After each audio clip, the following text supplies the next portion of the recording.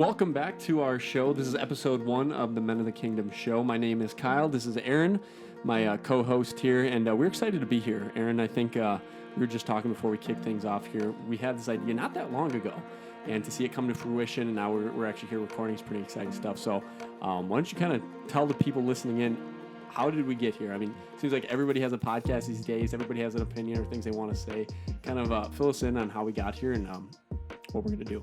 Yeah, well, it's cool being here with you guys, and we're really excited about this. We want everyone watching to be a part of it. So if you have any good ideas for things that we could talk about, definitely let us know. We want it to be a community thing and not just all our ideas. But I think what it came down to is you and I were just talking about, in terms of everything we're learning from the Bible, from our church services, from some of our spiritual mentors, how can we take that and share it with other young men? Right.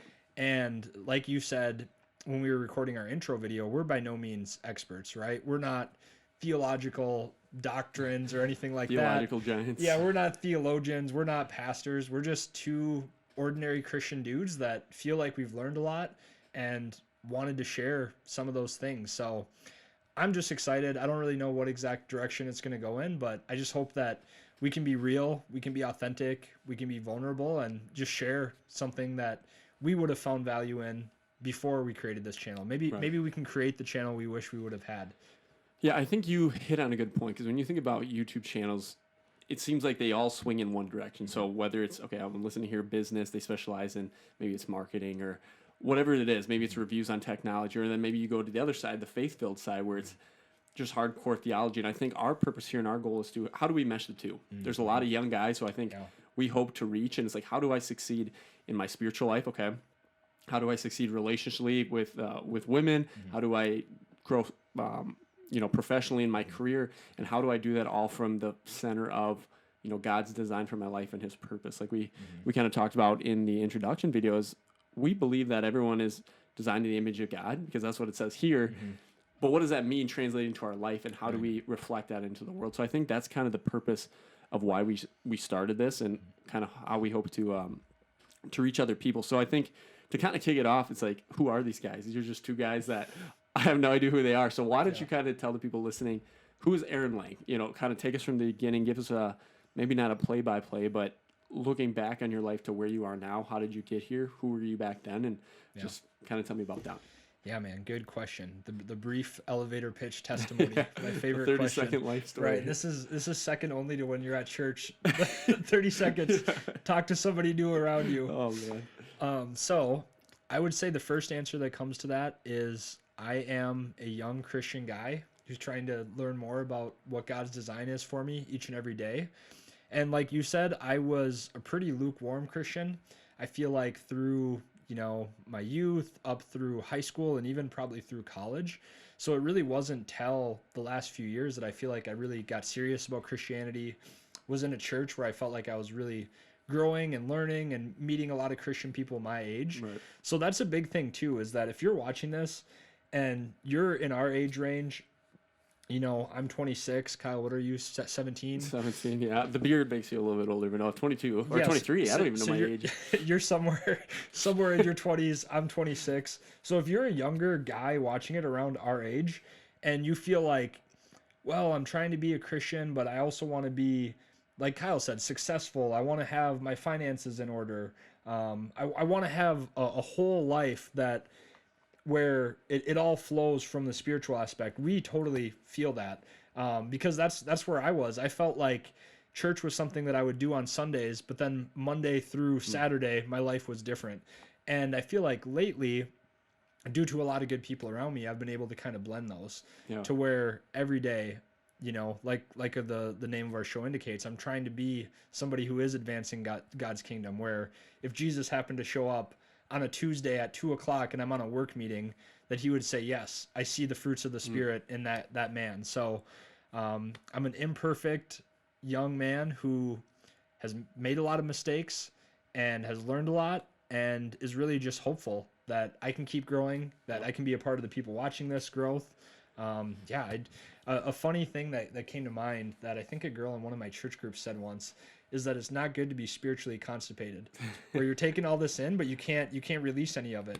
And I feel like it's easy to get to that point when you're watching sermons and reading books and going to small group. You're learning everything, but then you feel like there's no way of applying it. So I'm pumped for that. I know you have a lot to your story too, so I'll put you on the spot now. Yeah, I have a few follow-up questions for you based on that, but I think that's an important thing that you hit on there, where it's like, I feel like we all have stuff we're good at. We've been told that, well, everybody has a special gifts and talent stuff, and I think that's true, but it's like, I think you and I have had it on our heart, this calling is like, okay, we have this information of God and we have a love for people, but how does that translate out into the real world? What do we do with it? Right.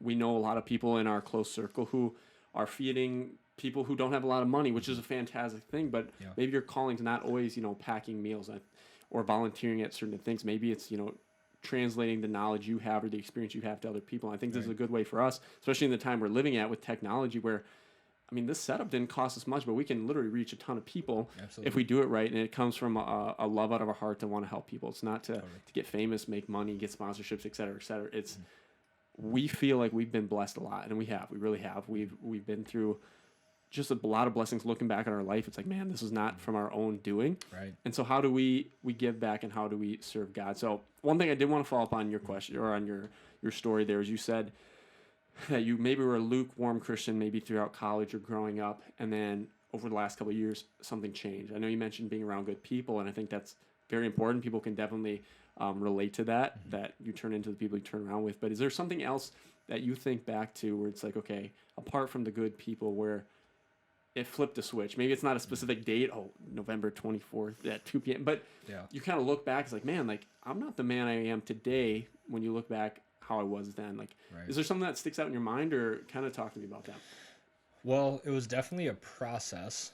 And if you'd have told me even 3 years ago, 2 years ago maybe, that I would be doing a podcast about Christian men, I would have thought you were completely nuts. So I just feel like it was a process, though. I think that the best way I can explain it, and what others have told me, is that there's head knowledge and then there's heart knowledge. I think I always had the heart knowledge. I'd been through a lot of things, deaths, failures, crazy unexpected tragedies. And through all that, I always had a lot of hope. I never felt like those things were awful.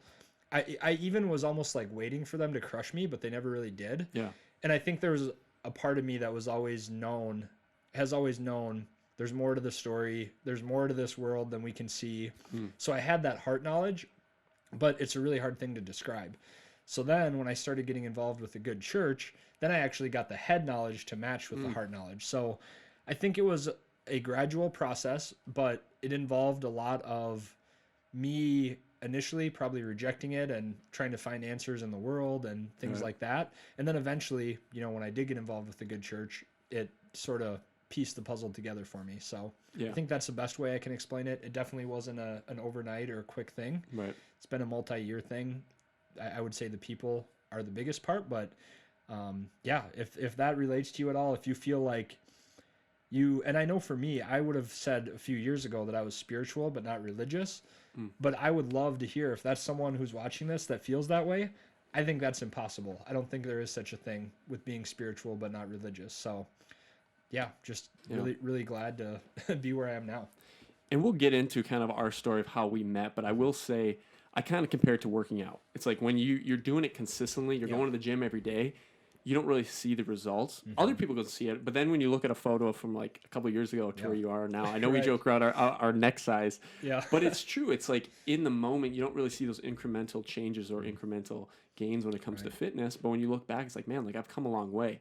And I know that's one thing we'll talk about here in a second that I see in you, because we've known each other for now, I don't even know how many years, but to catch people up on my story and where I came from, I was fortunate enough to have some parents who brought me up in the church, which I think has its advantages and disadvantages. Because when you talk to people who maybe don't have a faith in God or don't know who God is and Jesus, they think, well, you wouldn't have been that way if you didn't grow up in the church. Or maybe if you grew up in this situation, you wouldn't be where you are today. And I think there may be some truth to it, which is why I think my story is probably similar to a lot of people feel. Like I was brought up in the church and you kind of went out of habit, but you didn't really understand what it all meant and how it actually affected your life. And when you went to college, I think a lot of people our age can relate is it's really easy to fall away from the faith if you never had it. Right.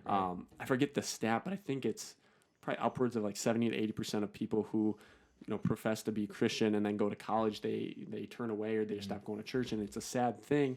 And a quote by our boy Frank Turek, he's a apologetics guy, is the reason that people are convinced to fall away from the faith because they're never convinced to follow the faith, or they don't know why they believe essentially what it is. And I think over the last probably 5 years, towards the end of college, now I've been kind of on a mission, listening to guys like him and just reading some really good books where it's like, man, like I want to understand this stuff better and make it my own. It's not just I believe in God because my parents did or they said to. And so that's kind of the long and short of my story is I was brought up in a great home, great parents who loved me, and I had everything I needed, very comfortable. But I think until recently, I didn't really start pursuing it on my own. And I think the reason that happens because we experience the weight of sin. And I know I've had some very deep conversations around personal things where it's like, man, like it tears you up, and it's just like, man, I got to get away from it. So that is my my quick story. There's a lot of details, but I think to kind of fill listeners in on how we met, how did two guys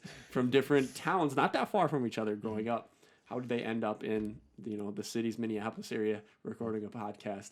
So I don't know if you want to take it. How did we kind of meet? What's our story here? Yeah. And we'll go from there. Well, and I think that actually is a cool thing that I've noticed with not only you, but a lot of my friends, is that you kind of have certain friends that you have clicked with since the first time you met them.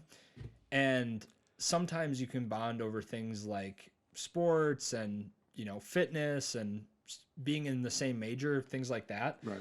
But I feel like that's when you and I first met. We met at Southwest Minnesota State, small school in Marshall, Minnesota.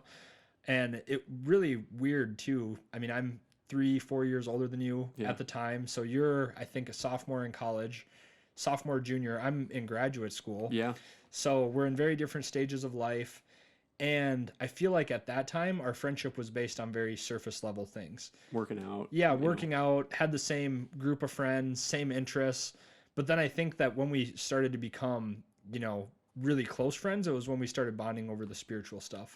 And not that we don't watch football games and don't work out or things like that, but I think that's a cool thing, is that the level of friendships you can have when it's just something surface versus literally your eternity is night and day. So yeah, really, really crazy to think back though, where it started. And I never would have thought when I met you wearing baggy and one shorts in the SMSU weight room that we would be here with studio mics talking into a camera about God's design for men. But you bring up a good point, and that's something I think a lot of people can kind of relate to, is the deep connections, whether it's friendships with other guys, relationships with girls, or just people in general. It's like you kind of reach a level of deepness to the relationship. Simply put, it's like you can kind of go so far. Yeah, we work at the same place, or we both work out the same gym, and you can learn about family. But if there's not that missing piece, which I think is the spiritual component, it's really hard to get to know someone.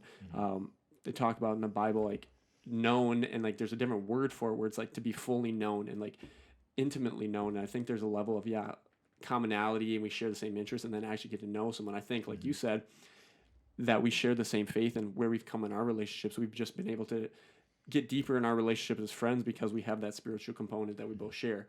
And it's fun to watch each other grow and to kind of push each other. I know you've been a big help in my life where I've gone through things, and it's like, man, like you just have questions or you just feel down on yourself. And thankfully, I mean, like you mentioned, the age difference, you're a few years older than me. I kind of compare it to kind of watching a movie. It's like I kind of wait for you to jump off the cliff or see where you've gone wrong. And I can kind of, correct, be it right or wrong. I think it's a good thing. So I know I rely on you for a lot of knowledge when it comes to certain things because you have that years of experience on me, whether, whatever it is. And I think that's super important. I don't know if I offer as much insight to our relationship as you to me. But yeah, no, back in my day, if you wanted to get a show like this, you had to crank the radio by hand. So it was a lot different. Back in the 1950s there. Yeah, back in the early days. So I know you kind of mentioned your story with meeting Jesus and how we both did that and how we met.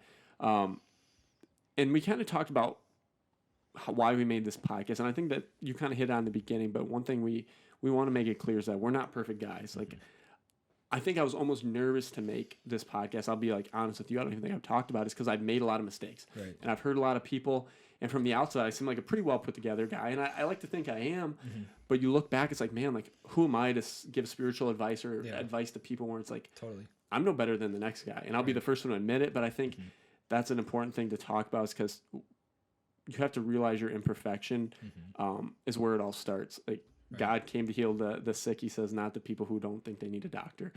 And I've really realized that about my life. It's like, man, like I've made these mistakes and I'm almost so nervous to voice my opinion on some things because I feel almost like a hypocrite. But I think that's important for people listening and for ourselves is we're not perfect. We're going to keep making mistakes, but we're here to grow together and hopefully help other guys that are experiencing the same things we are as we kind of go down this journey to help them out. So I don't know if you've had any thoughts on that or like feelings of just convictions where it's like, man, like, you know what you're supposed to do. You're supposed to share the word and you want to help people and you love people.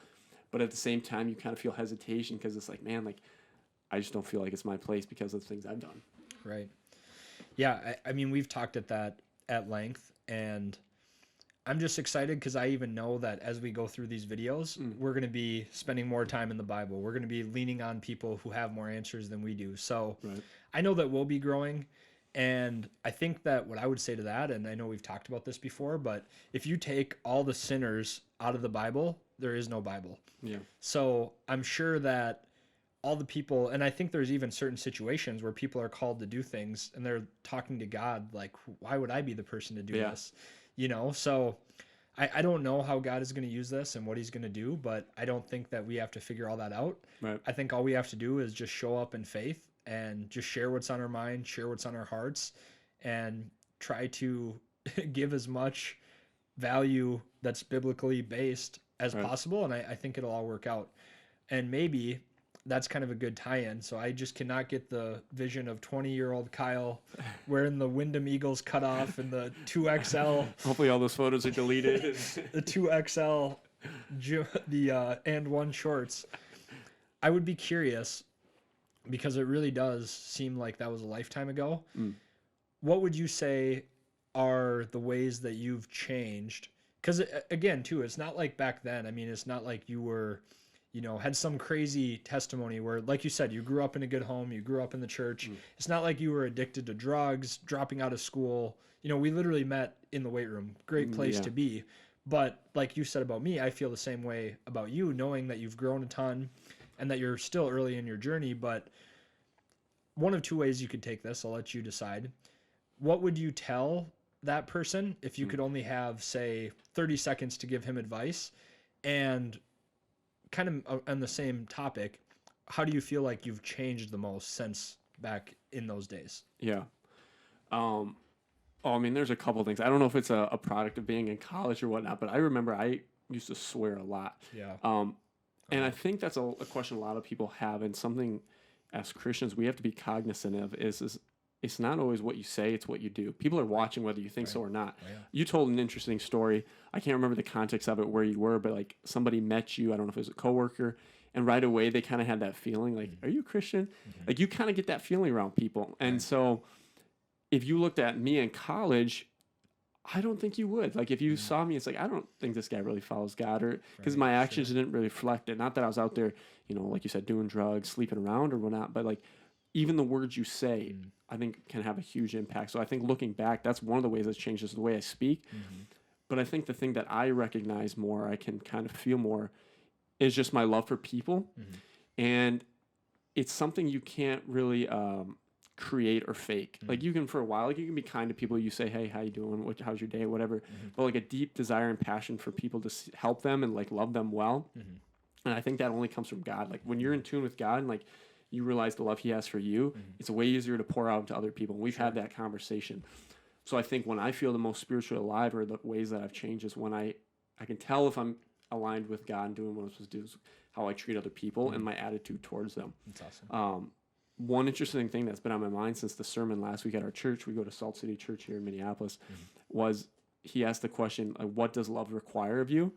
That's something that's been on my mind. Like when you get up in the morning to go to the gym, you're kind of like tired, but like, and you're going to see that lady at the front desk and it's like, what am I going to say to her? But when you ask that question, like, what does love require me today? When I'm talking to coworkers on the phone, when I'm talking to people that I might not really want to talk to in that moment is like, how am I called to act? So I think that's just been the biggest change I've seen in myself is the way I treat people and the way I love people and just wanting to care about them. And then the advice I'd give myself, that's a tough question to tackle, but I'm going to do it because you put me on the spot, was to pursue God and like stay in the Word. I've seen my life really change over the last, I don't even know how many months, when I spent dedicated time in the Bible and also praying.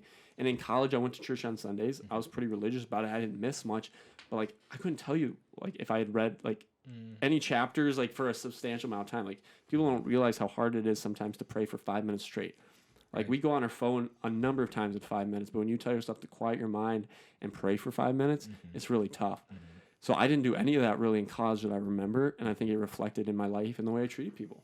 And now that I'm actually doing it, I think I've just seen a lot of change and I feel a lot different. So I don't want to just flip the question on you, but it's a really good question. I want to know, because you had an interesting story, and I know some of the things that you've been through growing up, and I'm sure we'll get into it later on other shows, just some of the hardships you endured with friendships, passing of, step parents, and those are some tough subjects, and I want to get on that later down, because I think there's a lot of people who have experienced that hurt, and you can kind of offer some advice to get through that. But looking back on young Aaron, what were some of the things you changed? Because I think yours are probably more drastic than mine. Right. Yeah, I mean, I think that some of it just stems from like not having a foundation to really like live my life on. So I'm a people person. Yeah. And especially when I was in college, I wanted to meet everybody. I wanted everybody to like me. I was a part of clubs. I wanted everyone to join my clubs. So I feel like that back then it was really hard to know what decisions aligned with the way I wanted to live and which ones didn't, because I really didn't have any foundation. Yeah. I just sort of did what seemed fun, what everyone else was doing, what was going to be the best way to meet the most amount of people, what was going to make for a good story. And now I don't really feel that way. I know what things I want to be doing and I know which ones I don't. And it seems like it's really easy to distinguish, but I think back then it wasn't. And honestly, I'm thankful for that, because I think it makes it so I can relate to people better. Yeah. I know personally a lot of the spiritual people that I was around when I was younger, it almost seemed like they were just in a whole different world than me. And maybe it's not the case for all of them, but it seemed like they'd been in the church for years. They knew the Bible in and out. They knew, they just had a totally different understanding. So I think for me, that's been the biggest change, is just going from me being the center of my life and me being my decisions all flowing for me. Yeah. Is this good for me? Okay, then I'm going to do it. Right. And I was still able to succeed with that mindset, get good grades, meet great friends, have success in clubs, organizations, get scholarships, all that. But no matter what I did, it was never really fulfilling. Yeah. And I would fill that up with going out and partying on the weekends, or, being around friends that didn't really uplift me just because it was better than being alone. And now I just don't really have that sense of being alone. It does sound cheesy to say, I'm not alone because God's with me, but I feel that though. It's like almost like a contentment. Because like, not to interrupt you here, but I felt that too sometimes, where it's like, man, like I feel like I always have to be doing something. Almost as a distraction, whether you're like, sometimes we even use reading, but just like going out, doing something. Yeah. But now it's like you have this level of contentment where it's like, I can just be at peace at alone. And you almost look forward to it. It's almost like refilling. So Yeah. I'll kick it back to you to keep going, but I can relate to it. And I think a lot of people probably do too. I can't remember who the quote is from, but I know that Naval has a quote where he says something about, he's quoting someone else, but he says that 99% of man's problems would be solved if he could sit by himself for 5 minutes. So definitely some truth to that. So that's a vague answer for the first one. Second one, though, is what advice would I give myself? Shoot, I would say my advice would be to try to look at the people that I most looked up to and try to figure out what they had in common, because I think that would have led me to my path of going to church and getting serious about God earlier, because I looked up to people from family members to athletes to college professors, and I didn't know what they had in common. Some of them were men, some were women, some were really financially successful, other ones weren't really that big into their career, whatever. Right. But I've just noticed, and I think it's Steve Jobs that says that the future always makes sense looking backwards. For sure. But you can't. Hindsight's 2020. Yeah, exactly. So I think that if I would have learned that earlier on, I probably could have had those discussions with some of those people, grown earlier.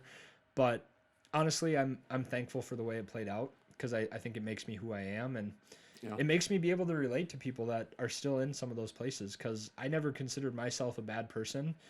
I wasn't out to harm anyone. I wasn't trying to, make anybody's life hard, but yeah, just seeing what it can be like living in the world, and yeah, it's hard to even think of, though. Literally feels like it was a different lifetime.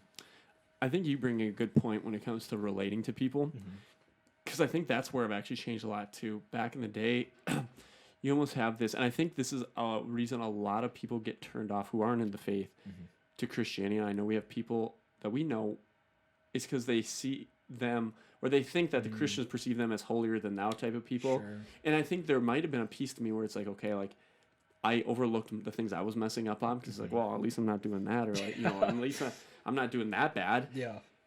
But now, having experienced what I have and struggled with things that I've struggled, it gives you like a new love for people and understanding. Now when I see people and I hear they did X, Y, Z, it's like, yeah, like there's no really judging to it. It's just like, I get it. And it's tough. Like, I'll give a quick story. My dad, he used to smoke, and we would pray for him all the time.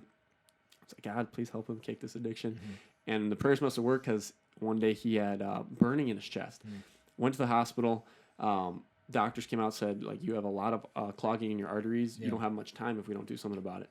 I think one of his arteries was like 90% filled. I don't know all the details, but we were young. So we went to a friend's house that we went to church with. Next day, they put him under the table, cut him open, had to do a quadruple bypass surgery on him. Hasn't smoked since. So, I mean, sorry, Dad, but answered prayer. But at the time, as a kid growing up, I didn't understand. It's like, okay, like, it's not that hard. You want to quit smoking? Guess what? Don't smoke a cigarette. It seems pretty easy. Totally. But now, as you grow up and you experience things that you've struggled with, whether it's people who struggle with pornography, whether it's people who struggle with alcohol, smoking, drugs, whatever it is. Even just judgment itself. Yeah. Right? you seriously. And so now it's like, man, like, it's like I have a newfound respect for my dad, because he did try a lot, because like I know what it's like now. And I think that just comes with age, experience, and maturity. But it does change you, and you see the world differently because of that. So I think it's interesting you said that. You don't really regret it, because it helps you relate to people and experience. And I think I come up from a different angle, where it's like now I see it as I've gotten a little bit older. It's like, man, like I wonder how things would have been different if I would have had a different perspective back then. So yeah, that's really interesting. And I think that's, people are going to realize that. And I know we've hit on it a few times as we kind of wrap up here, is we're going to be vulnerable, and I'm sure things will come up in the show, because we want to help people, and we have a passion for people and love people, that whether you don't know anything about Christianity, you've been a Christian for your whole life, is that we're all still learning. We're all going to make mistakes, but God always calls us back to repentance and run back to Him. And I think that's been a life-changing thing for me, is consistently repenting and running back. Whether you keep messing up or not, as long as you stay in the fight and you keep running back, that's what you got to do, and surround yourself with good people. So to kind of wrap up here, any closing thoughts from you? Yeah, a lot of closing thoughts. I feel like where my heart is at is that I've had a lot of people that have told me, and we kind of got into this too, of things that we've done in the past, but that I'm not really drawn to the Christianity things because Christians are big hypocrites. Meaning that, yeah, I go party all weekend and I treat people poorly and I sin left and right, but it's okay. Jesus forgives my sins. And honestly, that's not okay. It's not a way that we're going to make disciples of all nations. It's not a way that we're going to bring men into the kingdom. So I think that's where my head and my heart are at right now, is that we as men, we need to hold ourselves to a higher standard. So we do this with each other as friends, but it's my goal that we can do this for all of our viewers too, which is talk about the standards that we can hold ourselves to, talk about the ways we need to be acting as men, because really, if you want to be men of the kingdom, you have to live up to the standards of the king. So that's where my head goes. I'm really excited about it, and hope you guys enjoyed this as much as we did recording it. Yeah, I will leave it there. That was a really good closing thoughts. Appreciate you bringing that table, and we hope you guys have enjoyed this first episode with many more to come. We plan to have people on the show who are a lot smarter than us, and so we're looking forward to it. We're going to talk about a lot of different topics and subjects that hopefully you guys find useful. And if there's anything that comes to mind, maybe you've been struggling with in your personal life, or you just have questions on that you just want our opinion on, or any way that we can help, feel free to leave it in the comments, or shoot us a message if you know us personally. So look forward to seeing you guys then in the next one. But until then, keep advancing the kingdom. Thanks, guys. Have a good night.